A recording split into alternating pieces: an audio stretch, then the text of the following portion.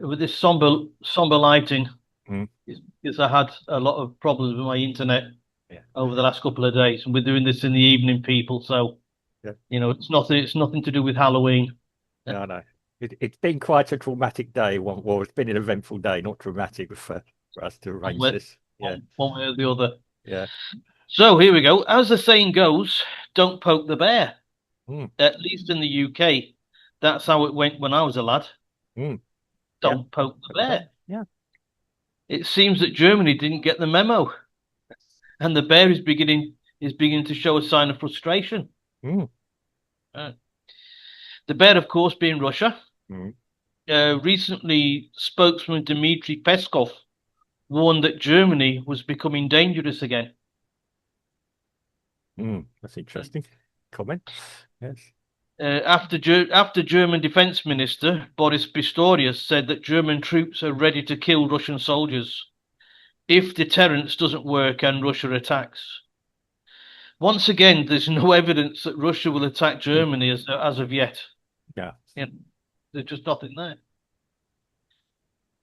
But the openly hostile rhetoric made the Russian government cancel a long-term agreement with with the two nations since 1996 in relation to military technical cooperation, as Germany is now one of the biggest sponsors of Ukraine, sending recently long-range missiles, along with the advice of hit the airports and weapons-making factories.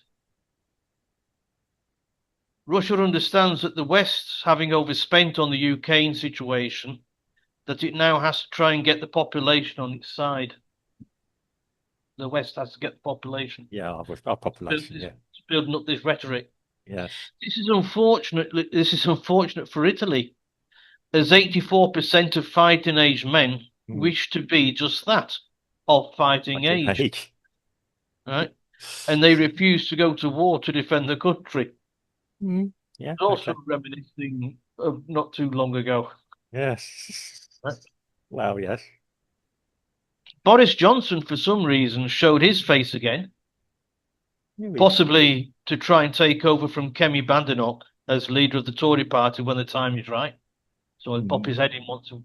Yeah. Oh, I'm still here. Yeah. Yeah. Yeah, but he was lamenting over the fact that the majority of British population have lost interest in Ukraine, probably concentrating on things a little close to home, like Yeah. living standards and PIP payments How dare and things, they? You know. and Yeah. things like that. But Germany is still flying the anti-Russian flag high, Yeah. behaving like they did twice before in the last century, Lavrov he said recently. Yeah. And Well. Yeah. we can see how the countries where the economy is floundering, Mm. right, the more aggressive their actions are Mm. becoming. Yeah. Well. Germany, Germany wanting increased military spending and also to bring back conscription for Mm. its population, Yeah. and the UK government oblivious to what Johnson can see, wanting a 50-day drive to send arms to Kiev. In the case of the UK, they could just be riding on the coattails of US President Donald Trump Mm. again, who gave Moscow a 50-day ultimatum to resolve the conflict, Yeah. or increase secondary tariffs on the regime, Mm. Fair where enough. he Currency. high tariffs on people who buy Mm. things and sell Yeah. things to them. Right? Yeah. But I think this whole situation was explained a far lot better than I can do on the media by Tucker Carlson. Mm. Yeah. Right? During an interview with Bild newspaper, Bild in German, by the way, means a picture in Yeah. English. Yeah. Yeah. The editor in chief of Bild called Putin a criminal, and Carlson replied, I'm not defending Putin, who has done a great job for Russia. Much Mm. better job than any German leader, that's for sure. He said Germany is going down, Yeah. Russia is going up. Yeah. You should be mad at your own leaders. You are mad about Putin instead. Yes. He went on. Angela Merkel deserves more to be called a criminal when she wrecked your country through mass migration between 2005 and 2021. Yeah. Germany will not recover back to where it was, not in your lifetime, nor mine, said Carlson. He Yes. went on to say, your country is in a mess because your leaders suck. That is the fact. You are mad about that. So they take your anger and say, oh no, it's all Putin's fault. Mm. It's all Putin's fault. Okay, said Carlson. I get it. Yeah. Right. He's, So, any German viewers on this podcast, mm. send your postcard to Tucker Carlson, care of X. Well, Right. yes. So that's what's been coming out of Germany and Russia and Yeah. Europe. Well, yeah, UK effectively, yeah, Europe. Yeah. Yeah. Well, yeah, I'll start by saying this. I mean, obviously, I'll echo it. Yeah, I mean, okay. Um, yes, it's always the way leaders do it. Look at that guy there. Don't look at what's your problems here. We've got this problem there. Yeah. Oh, Of wait. I course. mean, perceived problems. Yeah. Um, Russia aren't going to go on the rampage soon, if ever at all. I mean, let's be honest about it. They are struggling. To say they're struggling in Ukraine, yes, they're probably struggling in Ukraine. Um, he Putin won't suddenly just go crazy. I mean, okay, we call it area of influence or sphere of influence. Yeah, that's what there. Um, yeah, we've often covered why the Ukraine war happened. Is it convenient for some Western leaders? Yes, it's a crisis they can build on, and like you say, hide behind. Quite literally hide behind. Yeah. Um, I'm a little bit. I looked at the other side. yeah, Is that they jumped in yeah, trying to be part of the world yeah, and overspent. As Putin, I think, is quite right. He said that they've yeah. overspent, Well, yeah, and it's now, if Ukraine was settled tomorrow, yeah. where would the EU get its money back from? Well, this is what I said in a podcast ages ago. Ukraine is going to be owned by someone else, everyone but the Ukrainians. Yeah. Yep, Um, and I think there's a lot of Ukrainians realize that. yep. That will be the next problem, trying to get the stuff out the Ukrainians who will probably do an uprising against anyone that tries to um, get their payments back. Let's put it that way. Yeah. They're not going to willingly pay the bank again. Right. Okay. I mean, does Putin know what's going on in Europe? I remember there was a series in the 80s. I keep referring to all 90s, 80s, 90s called Yes Minister or Yes Prime Minister. And there was one mark about something was happening. And does the Kremlin know about this? Well, the Kremlin normally knows about this before number 10 does. Yeah. Number 10 down. Yeah. Whether or not it's true today or not, I don't know. I mean, I wouldn't like to say. I mean, you use a comedy show as my reference, but where does the comedy stop and the reality start? That's my question. Um, yeah, it is a. I mean, okay, Tucker Carlson is an investigative journalist. I mean, people knock him. I've heard him make mistakes about the UK before. Okay, he's an American. He has a perceived perception of the UK, but he does. If he's sitting in front of you and he's met Putin, don't forget, he sat down and actually had a conversation with the guy. An interview. Yep. Yeah, an interview. Now I don't. Yeah, which was quite interesting. Whether or not you believe everything Putin said, or maybe people say Colson should have been a little bit more aggressive. It was a difficult interview to set up. Putin had his agenda, what he was going to tell the world. Whether it's a script or not, I don't know. I'm not going to. Yeah, it was an interesting interview. It is actually an historical document now, in a lot of ways. Other things are. Yeah, for our time. Um, right. I'm going to get onto this. Yeah, yeah. Well, okay. Tucker Carlson, he said what he feels or what he's seeing, expressed what a lot of us are feeling. Yeah. Yep. Yep. Um, But it confirmed what I've been saying for a long time. well, I just thought it funny mm, that he was bold enough to say it like he did. You know, well, I don't I think mean, Tucker. Yeah. that's a slap in the face sort of talk. Well, I don't think Tucker Carlson's got anything to lose. He might as well do it, No, and he's got no, no editorial people telling him, "Oh, go, nicely." He can no. make But his own decision. Yeah. we could have been wrong. Yeah. Well, We could have been wrong. But it's not fake. In our case, it's not fake news. We're as good as the information that we both read and see and believe, and we are open about it. We interpret things in our way. Um, the thing that annoys me is when people say, well, you're not qualified to make this judgment. Every 5 years, we're asked to vote for someone. Yeah. The British population are asked to vote for someone. Yeah. Am I qualified to vote? If you're going to, I'm not going to go down this road particularly. Yeah. But am I qualified to know who's the best person to run the country? Well, I'm qualified to know who I don't want to run the country. Yeah. And yes, this is getting back to it. Who do I want to actually be looking for a peaceful Europe? Um, if I'm being honest, in the UK, it's certainly not the leader we have at the moment No. in either peacetime or wartime. Um, again, I'm not too certain about any alternatives either. In Germany, and once again, we're talking about Germany saber rattling and wanting to go to war with someone. I Yeah. mean, Yeah. Anybody. yeah, Anybody. yeah, that'll do. I mean, you'd have to be crazy to take the Russians on. I will be. I mean this. I mean, I'm not saying the Russians are great militarily, but they will keep coming at you. They will keep coming at you, and they will keep coming at you if they particularly want to.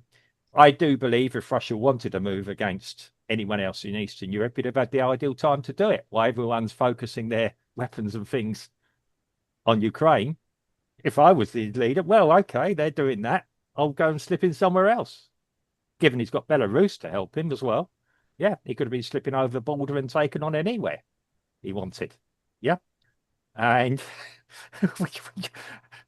he's probably still, he's got a border, a frontier.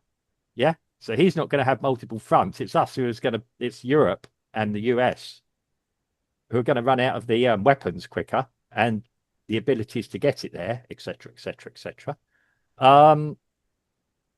Yeah, I mean, it is a problem.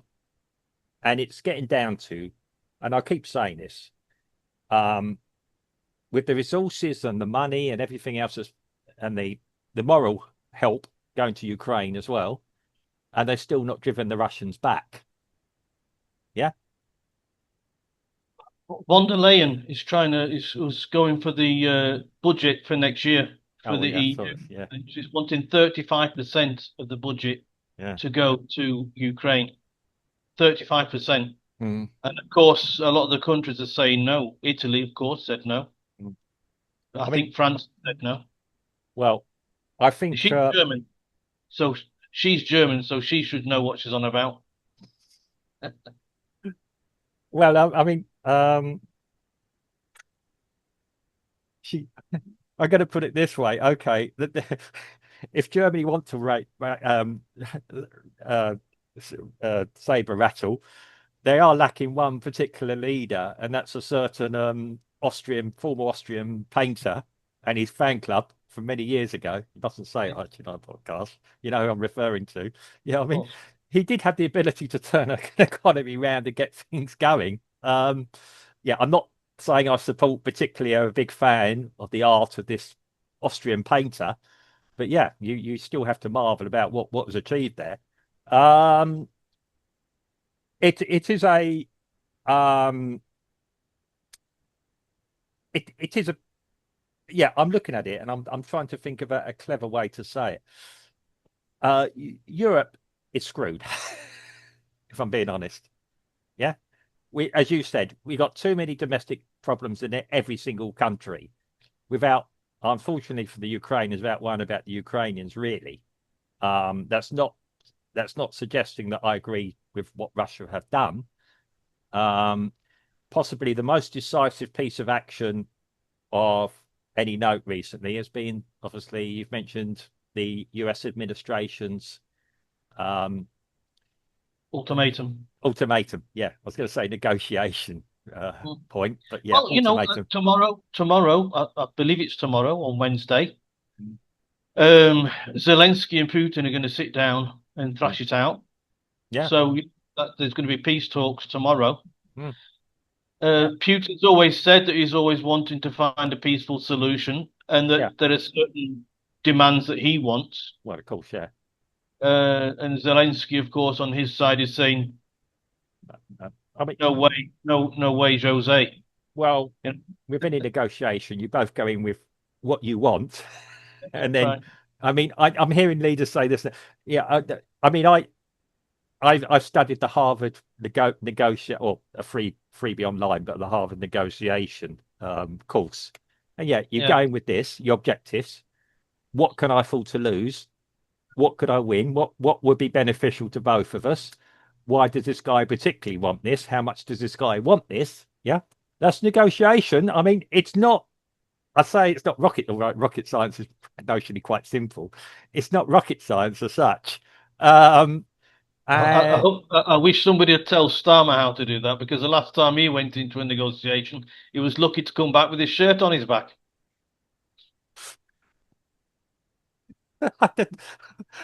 please don't mention Starmer and say about anything serious about him. When I'm talking about jokes from the 1970s and 80s and 90s, Starmer incorporates all All of of it. those. Yeah. Right. Um, I hate to say it about my leader, and I'd like to say good things about the UK. Um, Bearing in mind, I come from the county of Essex, and we haven't got a very good opinion of Starmer at the moment in Essex due to some domestic issues going on as well. Yeah. Yeah. Well, not there now, obviously, but in spirit, I'm with you, people of Essex. Um, it is a. I'm right behind you, 2,000 miles away, but I'm right behind you. Um, so yeah, it is. Well, to end my part on this, yeah, I mean, 50 days is a long time. I hope. I hope it's long enough. I Yeah. hope that there are good things come out of this conversation between Zelensky and Putin. I mean, they Mm. almost speak the same language, so they can't use that as an excuse. Um, they both think the same way, really. In a very yeah, I can see that. Yeah, you know what I'm saying. Yeah, I mean, okay, Putin's the ultimate Cold Warrior. I'll give him that. Yeah, you look at the man's eyes, and I wouldn't want to play poker with him, or do a negotiation necessarily. But what people forget about negotiation, they're just two leaders doing it. Yeah. Um, what they'll have is obviously their teams will be having a few breakfasts, lunches, and teas while they're discussing it. Yeah. Maybe a few vodkas as well between them as goodwill, but who knows? Um, yeah, yeah. I've been told that's where most negotiations happen, actually over a good meal Of course, and a of drink. course. Yeah, And a good drink. Yeah, yeah. yeah, Of course. yeah, yeah. Yeah, Winston Churchill swore by it. yeah. Well, Winston Churchill, we actually, yeah, the famous So did brandy. Boris Yeltsin. Yeah, well, yeah. But oh yeah, I mean, Winston Churchill actually had a sit down drinking session with Stalin. I can't remember any other leader who did that. And I think they had a mutual admiration of each for each other. Although when you talk about Winston Churchill drinking, apparently he used to have brandy, he used to act drunk, but he had a very watered down brandy all the time. Yeah, it wasn't quite what it seemed, but he was a clever guy. Yeah. That's what they say now. Well, he had his problems. Yeah. I'd love to see him in a meeting with Yeltsin. Let them two get onto it. Yeltsin. They'd be doing all those drinking games. Well, yeah. Well, maybe they're up there somewhere doing it. Yeah. Hey, Winnie, what do you think's going on down there, my friend? Well, they're not very competent at doing whatever they're not doing, are they? Well, they're not very confident at doing it. Yeah. I mean, yeah, Winston Churchill liked a good struggle. Mind you, he was a warlord as well. Let's be honest about it. Churchill wanted to take on Russia straight after the end of World War II. Yeah. But Yeah. Well, let German just take heed. Be yeah, careful what you wish for. And I'd leave them with this thought: Dresden, 1945.